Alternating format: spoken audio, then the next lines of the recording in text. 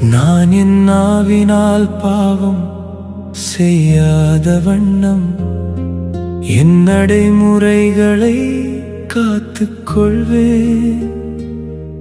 பொல்லார் என் முன் நிற்கும் வரையில் என் வாய்க்கு பூட்டு போட்டு காத்துக் கொள்வேன் என்று சொன்னேன். நான் ஊமையைப் போல் பேசாது இருந்தேன், நலமானதை கூட பேசாமல் அமைதியாயிருந்தேன். என் வேதனையோ பெருகிற்று, என் உள்ளம் என்னுள் எரியத் தொடங்கிற்று. நான் சிந்தனையில் ஆழ்ந்த போது நெருப்பு மூண்டது. அப்பொழுது என்னால் பேசியதாவது,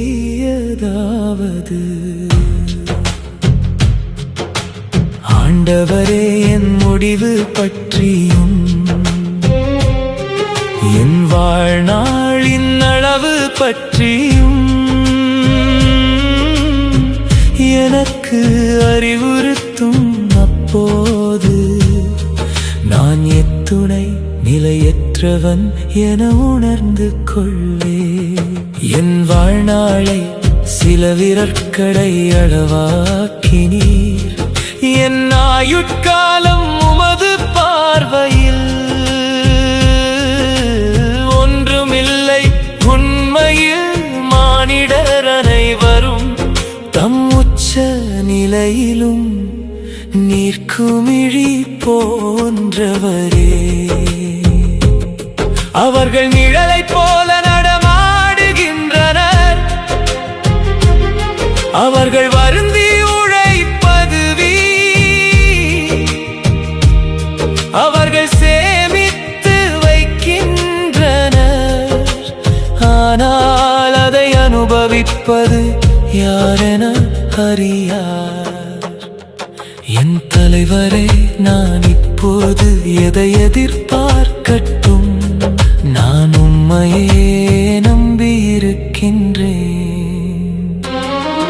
என் குற்றங்கள் அனைத்தினின்றும் என்னை விடுவித்தருளும். மதிகேடாரின் பழிப்புரைக்கு என்னை ஆளாக்காதேயும். நான் ஊமை போலானேன், வாய் திறவேன். ஏனெனில் எனக்கு இந்நிலைமையை வருவித்தவர் நீரே. நீர் தந்த வாதையை என்னிடமிருந்து நீக்கிவிடும். உமது கை அடித்த அடிகளால் நான் அழிவுக்கு ஆளானேன். குற்றத்தின் பொருட்டு நீர் மனிதரை தண்டிக்கும் போது பூச்சி அரிப்பது போல் அவர்களுக்கு விருப்பமானவற்றை நீர் அழிக்கின்றீர். உண்மையில் மானிடர் அனைவரும் நீர் குமிழி போன்றவரே. ஆண்டவரே, என் விண்ணப்பத்தை கேட்டருளும்.